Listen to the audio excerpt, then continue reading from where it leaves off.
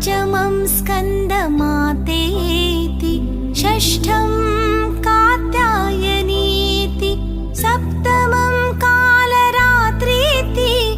महागौरीति चाष्टमम्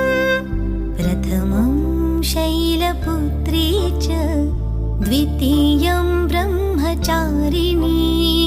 तृतीयं चन्द्रमौळी